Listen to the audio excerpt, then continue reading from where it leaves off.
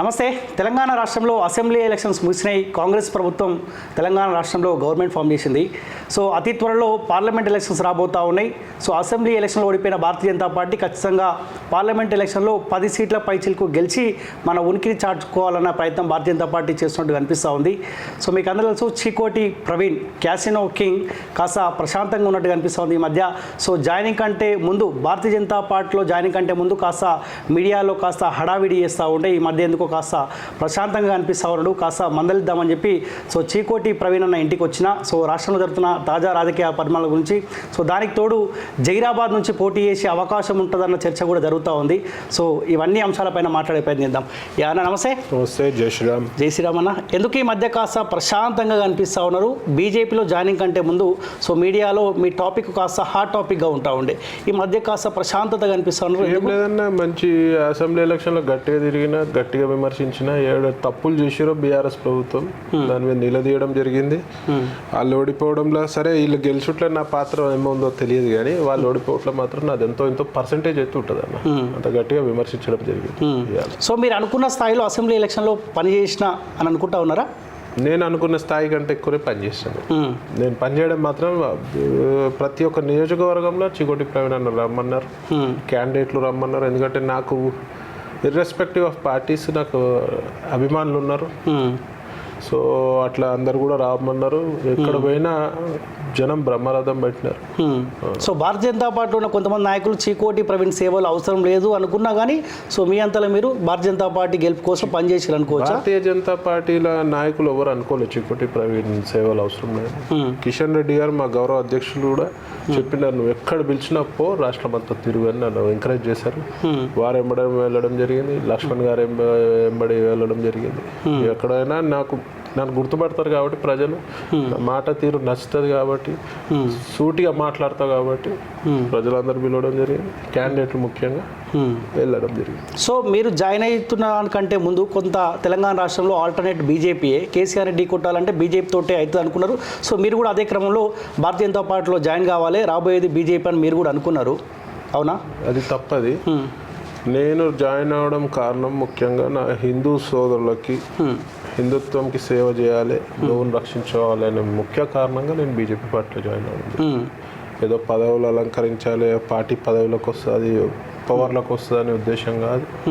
రావాల్సి ఉండే, వస్తే తెలంగాణ ప్రజలకు మేలు జరిగేది. డబుల్ ఇంజన్ సర్కార్ ఉంటే ఆయన కూడా ప్రజలు ఒక విధంగా కాంగ్రెస్ని నమ్మడం జరిగింది. సరే, వాళ్ళ గ్యారెంటీల పట్ల ఆకర్షితులయ్యా, మరి ఏమైందో మరి చూడాలి, వేచి చూడాలి కాంగ్రెస్ గవర్నమెంట్ పనితీరు ఎలా ఉందో. ఇప్పుడే 1-2 monthsలో మనం కూడా కామెంట్ చేస్తే బాగోదు. వాళ్ళకు కూడా సో కాంగ్రెస్ ప్రభుత్వం గురించి మాట్లాడుకుందాం.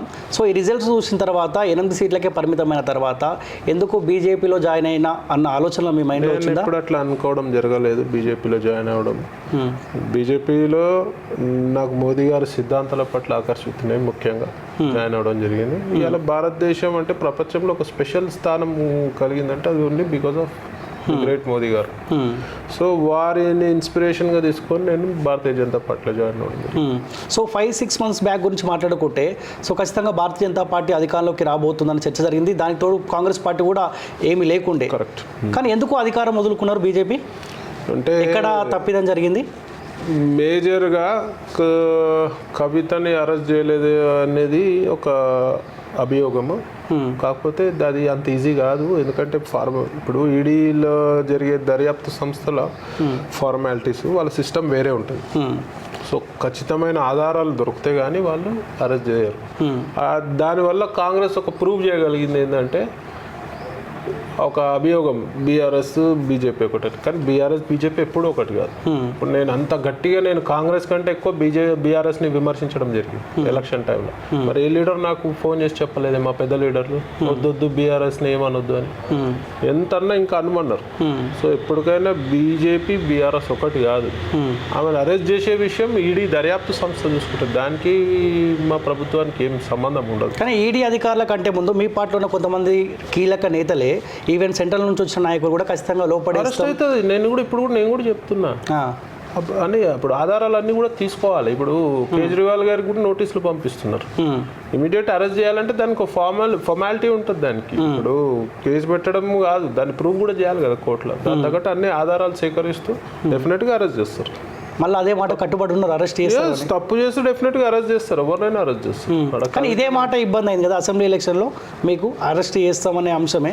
అరెస్ట్ కాకపోవడం చేస్తాము అంటే ఇప్పుడు ఎలక్షన్ ముందు ఎలక్షన్ తర్వాత అనేది ఉండదు, ఇక్కడ కూడా టాపిక్ రాలే.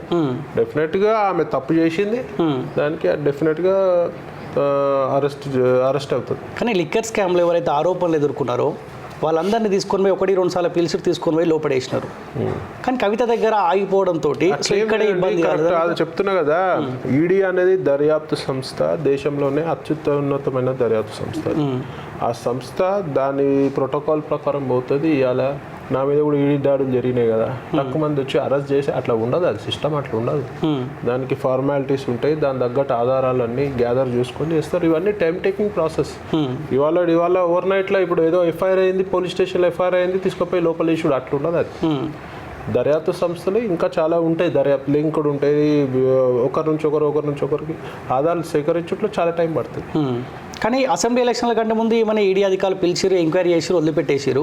సో మొన్న కూడా మళ్ళీ నోటీసులు ఎంక్వైరీకి మేము పిలుస్తా ఉన్నాం రావాలని చెప్పి ఏమో పోనట్టున్నది. మళ్ళీ పార్లమెంట్ ఎలక్షన్ ముందు ఇలాంటి అలజడి మళ్ళీ మీకు ఇబ్బంది పెడుతుంది కదా. మాకు ఈడీ దర్యాప్తు సంస్థకి మా ఇంటర్ఫియరెన్స్ ఉండదు. సో వాళ్ళ ప్రకారం, వాళ్ళ ప్రోటోకాల్ ప్రకారం వాళ్ళు పోతారు. కానీ ప్రజలు ఆ తరహాలో ఆలోచించాలి అని చెప్తున్నా. చెప్పేది అదే. అంటే అక్కడ Bharatiya Janata party విఫలమైందా? ED Bharatiya Janata party ఈడీకి ఎందుకు చెప్తుందండి మాకు పగోళ్ళ మీద అరెస్ట్ చేయి? అంటే నేనేమంటా ఉన్నా, ప్రజలకు చెప్పుకోవడంలో ఈడీ అధికారులు మాకు అనుసంధానంలో పనిచేయవు అన్న అంశాన్ని మీరు సెంట్రల్ గవర్నమెంట్ పరిధిలో పనిచేస్తుంది ED. That doesn't mean miss management, misuse చేయడానికి ఇది కాదు కదా. ఇది కాంగ్రెస్ ప్రభుత్వం కాదు కదా. కాంగ్రెస్ ప్రభుత్వంలో ఎవరి మీదనే ఏమైనా చేయొచ్చు, అట్లా కాదు. ఇది మాది సిస్టమేటిక్ ఉండే పార్టీ మాది. సో ప్రజలకు అర్థం చేసుకోవాలి. ఇప్పుడు నేను మీడియా మీ ముఖంగానే ప్రజలకు చెప్తున్నా, ఇట్లా ఓవర్ నైట్ గా ఎఫ్ఐఆర్, ఇప్పుడు దొంగ కేసులు పెడతారు బీఆర్ఎస్ వాళ్ళు, నా మీద కూడా దొంగ కేసులు పెట్టారు.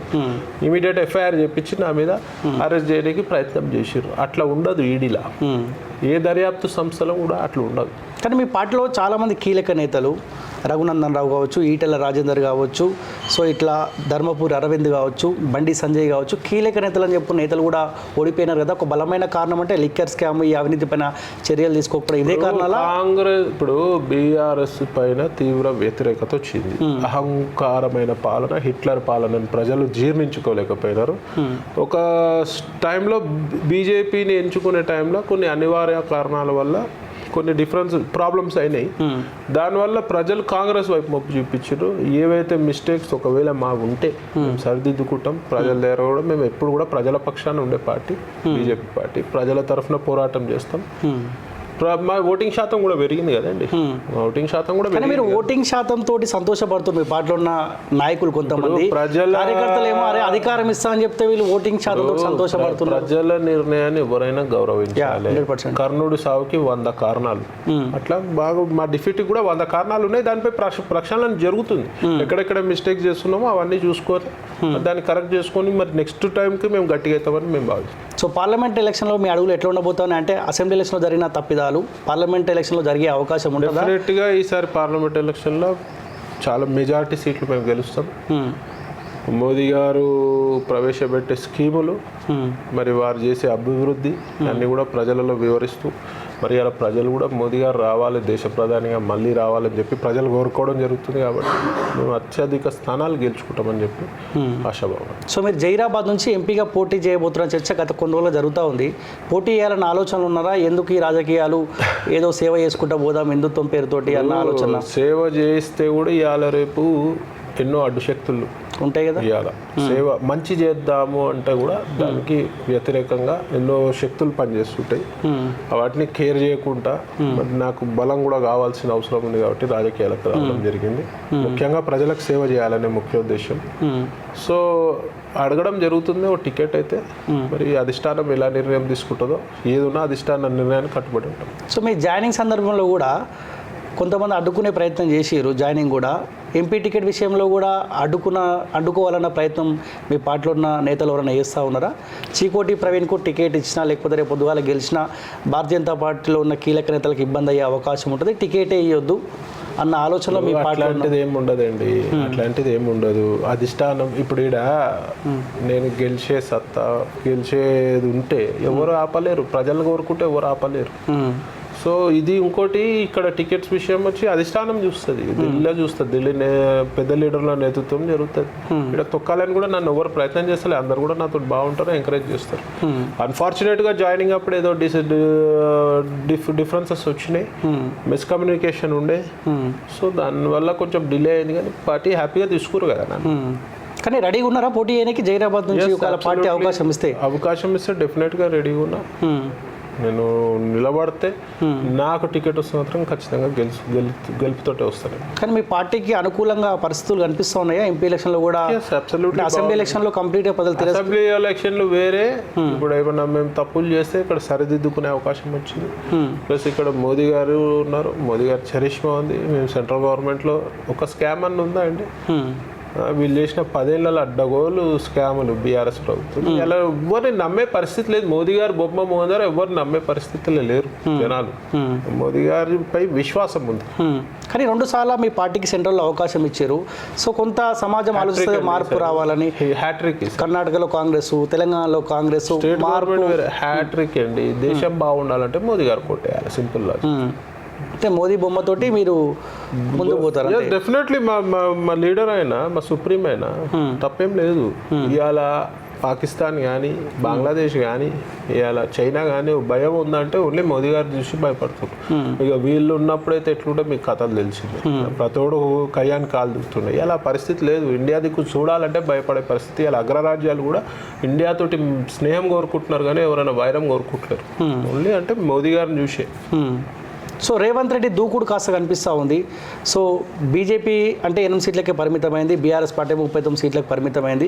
ఇక ఆప్షన్ కాంగ్రెస్ పార్టీ, ఇక బీజేపీ లేదు, బీఆర్ఎస్ పార్టీ 2 లేవు అన్న దూకుడుతోటి వాళ్ళు కాస్త ముందుకు వెళ్తారు. బీజేపీ లేదని చెప్పి నీకు ఏం లేదు, చూస్తారు కదా ఇప్పుడు వాళ్ళకి ఎన్ని సీట్లు వస్తాయి, మాకు ఎన్ని సీట్లు వస్తాయి. రేవంత్ రెడ్డి గారు దూకుడు బాగుంది, మంచిగా చేయండి. మీ దూకుడు వచ్చేసి గత ప్రభుత్వం 10 ఏళ్లలో చేసిన స్కాములు బయటికి తీసి అందులో మీ దూకుడు చూపించండి. ఇవాళటి వరకు ఏం చర్య తీసుకోలే, ఇవాళటి వరకు కూడా ఎక్కడ కూడా చర్య తీసుకోలే. మరి రేవంత్ రెడ్డి గారు మరి కాంగ్రెస్ పార్టీ చిత్తశుద్ధి ఉంటే మరి ఎలక్షన్ల ముందు కూడా చెప్పారు కదా, నేను వాళ్ళని జైలు వేస్తాం, వీళ్ళని జైలు వేస్తాను. ఇవాళ ప్రభుత్వం మీ చేతులు ఉంది. మరి ఇవాళ ఏం స్కాములు మరి బయట తీసారు. ఉల్టా నవ్వు వస్తుంది నాకు. ఉల్టా చోర్ కొత్తవాళ్ళకు డాంట అంట. ఇవాళ అసెంబ్లీలో చూస్తే బీఆర్ఎస్ వాళ్ళు వీళ్ళ మీద పడుతురు. మరి వీళ్ళు గవర్నమెంట్ ఉందా, వాళ్ళు గవర్నమెంట్ ఉందా అర్థమైతలేదు. కాంగ్రెస్ పార్టీ ఏం చెప్తున్నా అంటే బెండు తీయాలి, స్కామ్లు అన్ని బయట తీయాలి. కాళేశ్వరం ప్రాజెక్టు కనబడుతుంది, కనబడని ఇంకా చాలా ఉన్నాయి. అలా ఫైళ్లు మాయమని. మరి ఆ ఫైళ్లు మాయమైన కేసులు ఎందుకు మరి మీరు బయట పెడతలేరు? ఎవరు గవర్నమెంట్ ఆఫీస్లో గవర్నమెంట్ మారంగానే మీకు ఫైళ్లు మాయమైనాయి. మరి ఎవడు పలానా మరి పిఎనా ఓఎస్డి ఎవరు చేసారో తీసుకొచ్చి లోపలేయండి, ప్రజల ముందర పెట్టండి. ఇవన్నీ స్కాములు తీసి మీ దూకుడు స్కామ్ల మీద తీయండి. కానీ 10 ఏళ్ల కాలం పాటు మీ చేతిలో అధికారం ఉంది సెంట్రల్లో, మీరేం చేసారు? ఇప్పుడు ఇక్కడ జరిగిన స్కామ్లకి సెంట్రల్లో ఇప్పుడు ఆల్రెడీ నిఘా పెట్టింది. దాని ప్రకారం అది వెళ్తుంది. ఇలా మీ ప్రభుత్వం ఉంది కదండి ఇక్కడ రాష్ట్రంలో. మీరు సిట్టింగ్ జడ్జి తోటి ఇలా కమిటీ వేయండి, వేసి వీళ్ళు ఏమేమి స్కామ్లు చేసారో తీయండి. ఇవాళ లోటు బడ్జెట్ 6 లక్షల కోట్లు లోటు బడ్జెట్ ఉంది తెలంగాణకి. ఇవాళ 2-3 లక్షల రూపాయలు మీరు వీళ్ళ ముక్కు వెడుతూ వసూలు చేయొచ్చు బీఆర్ఎస్ వాళ్ళు గారు. ఇవాళ 10 ఏళ్ల కింద 5 ఏళ్ల కింద ఎమ్మెల్యే దగ్గర పైసలు లేవు, బండి కార్ లేదు. ఇవాళ బీఆర్ఎస్ ఎమ్మెల్యే ఇవాళ పెద్ద పెద్ద బంగ్లాలు, 10ల సంఖ్యలో కార్లు ఎక్కడి నుంచి వచ్చినాయి? ఎమ్మెల్యే జీతం ఎంత? ఎక్కడి నుంచి వచ్చినాయి? అంటే తీయండి. మీరు చిత్తశుద్ధి ఉంటే రేవంత్ రెడ్డి గారికి ఒకటే ఛాలెంజ్ చేస్తున్నా, వీళ్ళది మొత్తం స్కాములు బయట తీసి 2-3 లక్షల కోట్లు మీకు వస్తాయని చెప్పి నేను చెప్తాను. కానీ కాంగ్రెస్ పార్టీ ఏమో చిన్న కామెంట్ తోటి వదిలిపెట్టేస్తుంది. బీజేపీ చేతిలో 10 సంవత్సరాల కాలం పాటు వాళ్ళ చేతిలో అధికారం ఉంది. వాళ్ళకి అనుసంధానంలో కొన్ని డిపార్ట్మెంట్ పనిచేస్తాయి, ఈడీ కావచ్చు, సిబిఐ కావచ్చు, ఇట్లా పనిచేస్తాయి. వాళ్ళు ఏం చేయలేకపోయినారు. ఇప్పుడు మా పైన రిటర్న్ ఆరోపణలు చేస్తూ ఉన్నారని చెప్పి ఓవరాల్గా మీ ఇద్దరు పంచాయతీ వల్ల బీఆర్ఎస్ పార్టీ ఇప్పుడు చాతగాని కబుర్లు వద్దు. ఇవాళ మీ ప్రభుత్వం పవర్లో ఉంది, మీ పాత రోజులు మర్చిపోయారా? ఇవాళ కక్ష సాధింపు చర్యల భాగంగా కాంగ్రెస్ వాళ్ళని దునియా ఎడిపించుక తిన్నారు బీఆర్ఎస్ వాళ్ళు. మరి మీకేమేది? మరి మీరు చెప్పారు కదా ఎలక్షన్ల ముందు ఏమని, ప్రతి ఒక్క స్కామ్ బయట తీస్తాం వాళ్ళతో కక్కిస్తామని. మరి మీరేమైనా ఇంటర్నల్గా ఒప్పందానికి వచ్చిర్రా? మీరు బీఆర్ఎస్ వాళ్ళు ఒకటా, కాంగ్రెస్ బీఆర్ఎస్ ఒకటా? మాకైతే అదే అనుమానం వస్తుంది. కానీ ఎంక్వైరీ చేస్తున్నట్టు కనిపిస్తుంది. మేడిగడ్డ కావచ్చు. మాటలు వద్దండి, 100 మాటలు చెప్తాము, చాతలలో చూపియండి. అలా ఎందుకు ఒక సిట్టింగ్ జడ్జి తోటి వేయండి, మరి మీరు ఒక కమిటీ వేయండి, ఒక కమిషన్ వేయండి. చెప్తాను జ్యుడిషియల్ ఎంక్వైరీ చేయండి, చెప్తారండి. ఏమైంది ఇప్పుడు 2 months అయింది కదా మీ గవర్నమెంట్ వచ్చి. ఫస్ట్ మీ 6 గ్యారెంటీలు అమలు కావాలంటే డబ్బులు కావాలి. డబ్బులు కావాలంటే వీళ్ళతో కక్కియండి, మీకు సగం డబ్బులు వస్తాయి. మీకు మా ప్రజలకు అందరికి కూడా మేలు జరుగుతుంది. టక్క 6 గ్యారెంటీలు అమలు చేస్తామని చెప్పారు కదా. It's not an easy task. So మీరు ఫస్ట్ వాళ్ళ స్కాములు తీస్తే మీ గవర్నమెంట్కి చిత్తశుద్ధి అని నేను మెచ్చుకుంటా. ప్రతి ఒక్క తెలంగాణ ప్రజలందరూ కూడా మెచ్చుకుంటారు. కానీ కాస్త గవర్నమెంట్ మార్పు తర్వాత కాస్త ప్రశాంతత కనిపిస్తూ ఉంది కదా. నిజంగా ప్రజాస్వామ్యం ఇప్పుడే 2 months అయింది కదా. ప్రజాస్వామ్యం మార్పు అయితే కనిపిస్తలేదా గత ప్రభుత్వంతో పోల్చుకుంటే? 100% గత ప్రభుత్వం కక్ష సాధింపు చర్యలు ఉంటుండే. వాళ్ళు ఇప్పుడు కేటీఆర్ అయితే గాల్లో నడుస్తుండే. నాది నా అహంకారం, హిట్లర్ పాలన. అంటే వాళ్ళకి అపాయింట్మెంట్లు కూడా దొరికే పరిస్థితి లేదు. ఇవాళ కూడా ప్రజావాణ్యం పెట్టారు కదా, వీళ్ళు మంచిగా పెట్టారు. అవునవును. అట్లాంటి ప్రజలకు చేరువయ్యే పనులు చేయడం మంచిదే. మేము కూడా ఆపోజిషన్లో ఉండి కూడా మేము మెచ్చుకుంటాం. కానీ మీరు లోపల మళ్ళీ ఒకటే ఇలా స్కాములు బయటికి తీయలేదు అంటే మాత్రం ప్రజలు చీత్కరించుకునే పరిస్థితి ఏర్పడుతుంది.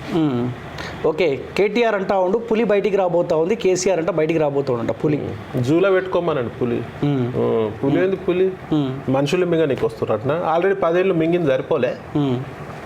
ఈ పులిలు సింహాలు మేము మస్తు సర్కస్లలో ఆడించినాము, మా ఫామ్ హౌస్లలో ఆడించినామండి.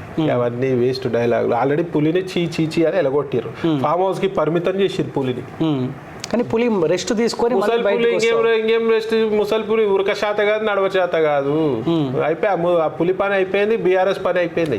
ఇక బీఆర్ఎస్ ఇక జీవితంలో రాదు. ఇక ఇక్కడ గవర్నమెంట్ లో బీఆర్ఎస్. కానీ కేటీఆర్ ఒక ఆలోచనకు వచ్చిండు, ఏ తప్పిదాలు అయితే మేము చేసినాము అసెంబ్లీ ఎలక్షన్ల కంటే ముందు, సో ఆ తప్పిదాలు జరగవద్దు, తప్పైంది ప్రజలారా అవసరమైతే అని కూడా ముందుకెళ్ళే వాళ్ళు అధికారం కోసం రోజు వచ్చి 100 మంది కాలు మొక్కుమని మొక్కుతారు. మళ్ళీ అదే అధికారం రాగానే కాలు మూస్తారు. అలా నమ్మే పరిస్థితి లేరు. సో ఒకవేళ కాంగ్రెస్ పార్టీ 6 గ్యారెంటీలు కనుక అనుకున్న స్థాయిలో అమలు చేయకపోతే అరే కేసీఆర్ ఉంటే బాగుంటుండే అన్న ఆలోచన అప్పుడు బీజేపీకి వస్తుంది.